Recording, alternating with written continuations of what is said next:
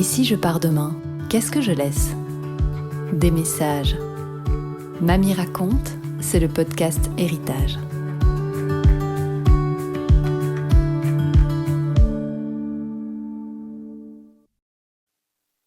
Elle est assise dans le fond de la voiture, elle est silencieuse, le regard rivé sur son GSM. Personne ne le voit, mais elle pleure. Elle a reçu un message qui lui fait beaucoup de peine.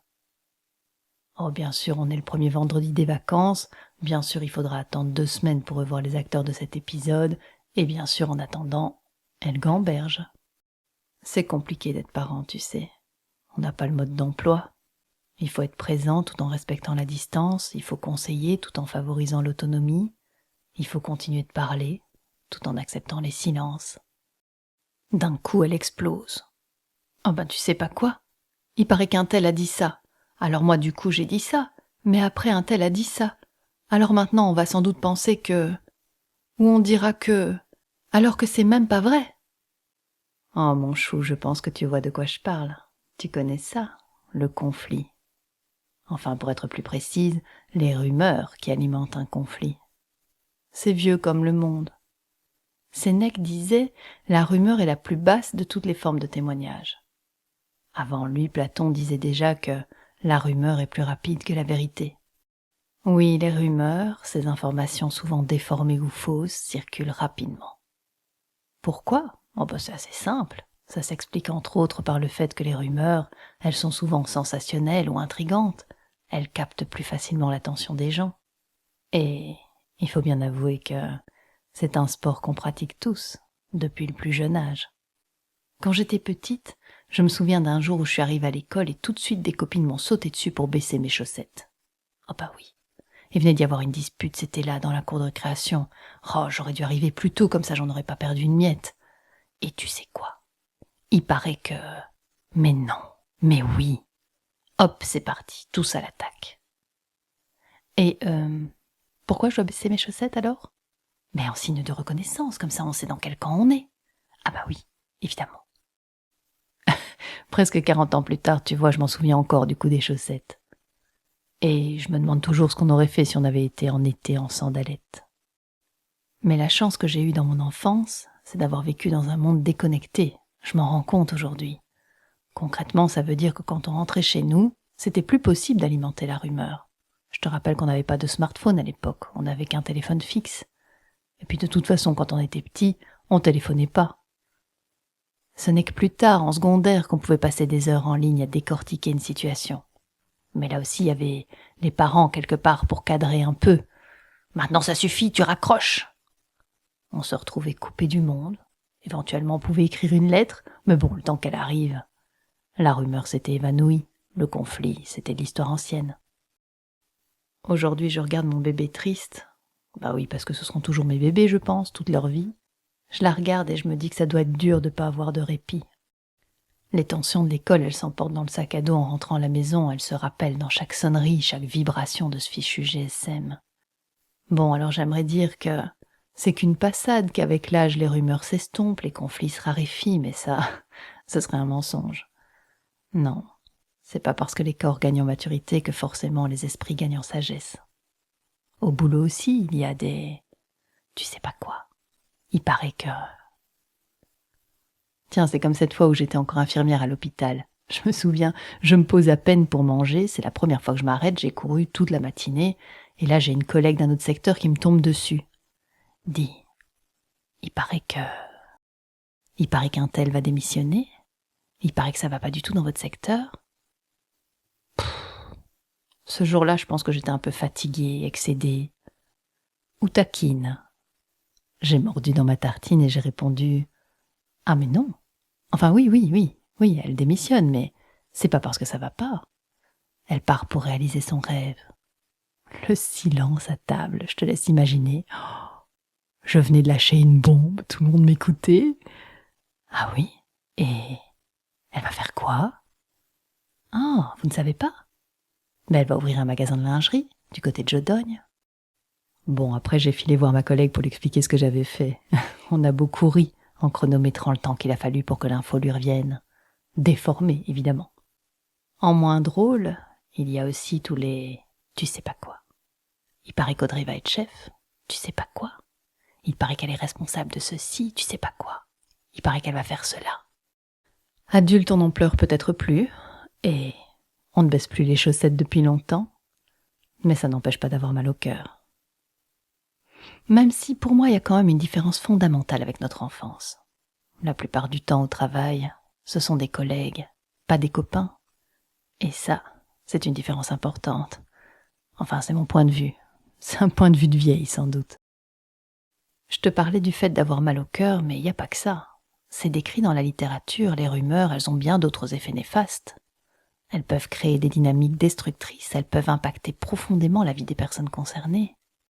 On va d'abord parler du stress. Se sentir observé, jugé par les autres, c'est pas agréable. Puis quand une rumeur est négative ou même diffamatoire, ça peut provoquer de l'anxiété chez la personne visée. Qu'est-ce qu'on va encore raconter à mon sujet ? Tiens, en parlant maintenant, je fais un lien avec l'épisode précédent et je me dis que, quelque part, la rumeur, elle doit nourrir le discours des petits Michel. Qu'est-ce que t'en penses ? Dans certains cas, ça peut aussi entraîner des problèmes de santé mentale comme la dépression, une perte de confiance en soi et puis dans les cas extrêmes, des idées suicidaires. Finalement, la rumeur, si je dois synthétiser, ça peut semer la discorde, diviser, exclure, isoler, fragiliser, et puis rompre des relations. Et puis il y a aussi tout l'aspect de désinformation. Quand on contribue à la diffusion de rumeurs, on peut modifier la perception de la réalité des gens, influencer leurs croyances, leurs décisions, leurs comportements, mais sur base de quelque chose qui est erroné. On a un très bon exemple en ce moment. On est en train d'assister au duel entre Kamala Harris et Donald Trump pour la présidence des États-Unis. Oh, c'est hallucinant. Il faut regarder ces débats. Tu sais, d'après un journaliste, pendant leur débat télévisé de septembre, Trump a donné 33 fake news en un peu plus d'1h30 d'échange. 33. On a entendu de tout, mais je pense que dans le top, il y a cette fameuse phrase « Il a affirmé qu'à Springfield, dans l'Ohio, les immigrés mangent les chats et les chiens. » Bon, alors évidemment, très vite, les gens ont commencé à publier des vidéos sur les réseaux sociaux avec leurs animaux dans des casseroles, et puis cette musique de fond. They're eating the dogs, they're eating the cats, eat the cat, eat the cat. They're eating the dogs, they're eating the cats, eat the cat, eat the cat. Je trouve ça génial. Et en même temps, ça me fait très peur. Bah oui, parce que les rumeurs, ça fait partie de la stratégie de Trump. C'est une tactique pour mobiliser son électorat en jouant sur les émotions comme la peur et la méfiance. Et ben tu sais quoi ? Ça fonctionne. Encore ce matin, je lisais que l'écart entre Trump et Harris se resserre. Bon alors, ok, ici on n'est pas dans un contexte d'élection, c'est que une histoire entre adolescents. Mais ça m'inquiète quand même aussi. Parce que je sais que ce soit à l'école ou au travail, les rumeurs, elles peuvent affecter la motivation, la productivité, l'engagement, la coopération, la collaboration. C'est normal, hein, comment on peut travailler sereinement dans une ambiance de méfiance et de tension. Mais là, je me dis qu'on n'est qu'en octobre. Il y en a encore des choses à faire à l'école cette année. Comment je peux l'aider, mon bébé ? Dans la vie, ce qui m'aide souvent à avancer, c'est comprendre les choses. Alors j'ai voulu comprendre pourquoi on fait ça. Pourquoi on colporte des ragots ? Pourquoi on gossipe ? J'ai lu que derrière chaque comportement, il y a une intention positive. Alors je me demande quelle intention positive il y a dans la propagation de rumeurs. C'est un sujet que je trouve assez intéressant, il y a plein de choses à lire. Tiens, je vais te partager ce que j'ai retenu de mes premières lectures. On va commencer par Hovland et Sears. Ce sont des chercheurs en psychologie sociale qui ont travaillé sur le lien entre l'anxiété et la propagation des rumeurs. Dans une étude, ils ont démontré que les rumeurs, elles sont souvent amplifiées dans des situations de peur. Imagine, tu es dans un contexte avec beaucoup d'incertitudes, les gens ne savent pas trop vers où ils vont, ils sont inquiets. Eh ben, ça, ce serait un très bon terreau pour développer des rumeurs. Moi, quand je lis ça, ça résonne, hein. Je repense à la pandémie. Oh, on en a lu, on en a entendu des bêtises à cette période. Il paraît que... Oh, elle court, la rumeur. Elle court même à travers le monde, dans toutes ces populations très très inquiètes. Pour Shibutani, un sociologue japonais, les rumeurs sont une forme de nouvelle improvisée. Elles émergent en réponse à des situations où les informations officielles sont insuffisantes ou manquantes. Ce qu'il dit, c'est que les gens se tournent alors vers des rumeurs pour combler les lacunes laissées par les sources d'informations fiables. et il souligne que c'est particulièrement le cas quand l'incertitude est élevée. C'est ce que dit aussi Cap Ferrer, un sociologue français. Il dit que dans des contextes ambigus ou anxiogènes, les rumeurs, ça devient un moyen de comprendre des événements qu'on ne peut pas entièrement contrôler. Ok, donc, moi ce que je retiens de tout ça, c'est que quelque part, la rumeur, elle permet de combler un vide. C'est comme un mécanisme qui aide à gérer l'inconnu, l'incertain, l'anxiogène. On ne sait pas, alors on crée. Et comme l'humain est très créatif, ça peut partir dans tous les sens. Ah, et j'ai lu que ça a aussi un effet cathartique. Tu sais ce que ça veut dire, cathartique ? Ça veut dire que quelqu'un qui partage une rumeur, il exprime en fait des émotions comme la peur, l'inquiétude ou la curiosité. La rumeur, elle permet de décharger les angoisses ou les préoccupations en les extériorisant. Donc finalement, le fait de parler des autres, de raconter une situation, même floue, c'est comme si ça créait un soulagement émotionnel.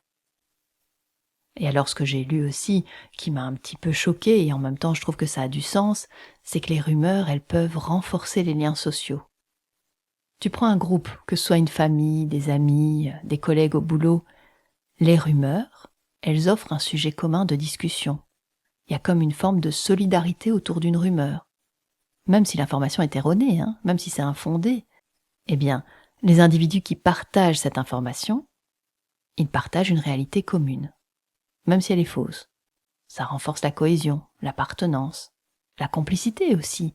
Si on n'est que quelques-uns à connaître la rumeur, on est en quelque sorte des privilégiés. Et puis, les rumeurs, ça peut être utilisé pour consolider le pouvoir ou l'influence de certains membres d'un groupe.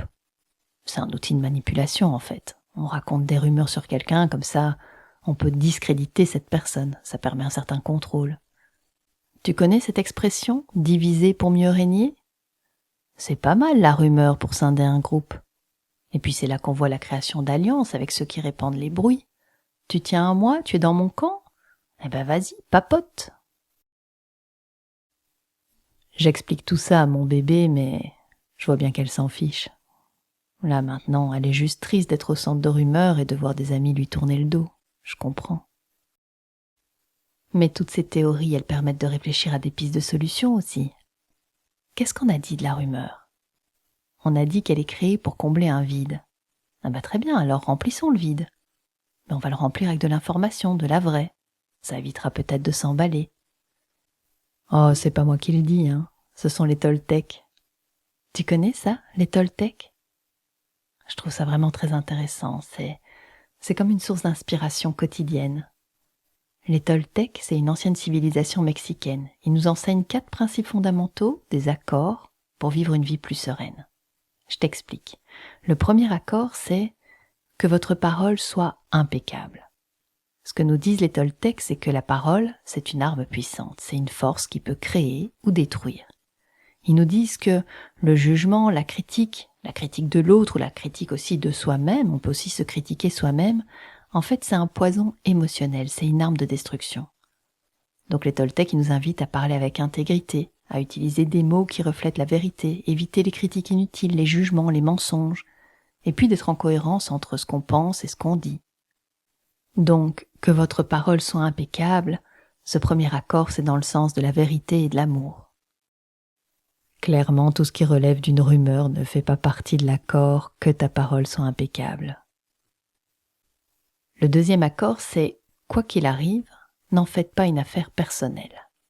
Ce que les autres disent ou font dépend de leur propre carte du monde, leurs propres accords. C'est une projection de leur propre réalité, de leurs croyances, de leurs émotions. Quand ton ami critique durement ce que tu fais, ce deuxième accord Toltec, il va te permettre de comprendre que sa réaction, elle a probablement rien à voir avec toi personnellement. Peut-être que ton ami est stressé, peut-être qu'il traverse une période difficile, peut-être qu'il a une vision différente, mais ce qu'il dit, en fait, ça reflète son monde à lui, sa réalité. On n'est pas responsable des actes des autres. Pour les Toltecs, en arrêtant de prendre personnellement les actions des autres, on évite les souffrances inutiles. Si on ne prend rien personnellement, on s'immunise. Plus rien peut nous affecter. Le troisième accord, c'est « ne faites pas de suppositions ». Les Toltecs nous disent que l'esprit humain, il a besoin de tout comprendre, tout justifier. C'est pour ça qu'on a tendance à faire des suppositions de ce qu'on ne sait pas. Mais le problème, c'est que ces suppositions, ensuite, elles peuvent devenir notre vérité. Donc les Toltecs, ils nous disent qu'il faut avoir le courage de poser des questions et communiquer directement pour éviter de souffrir. Il faut arrêter le délire, quoi. Tu ne sais pas? Eh bien, sois courageux, va demander, n'invente rien. Prends ton téléphone, appelle, envoie un message, peu importe, mais ne va pas remplir les trous avec des bêtises. Le 4e accord, c'est « Faites toujours de votre mieux ». Et ton mieux, tu sais, il peut varier, selon ton humeur, ta santé, ton contexte, les émotions. Accepte-le. Il faut être indulgent envers soi-même. Moi, j'adore cet accord. Il empêche mes petits Michel de me critiquer. Il n'y a pas d'obligation de réussite, il faut juste faire de son mieux, donner le meilleur de soi-même, ne pas être trop dur envers soi. C'est comme ça qu'on peut dormir sur ses 2 oreilles.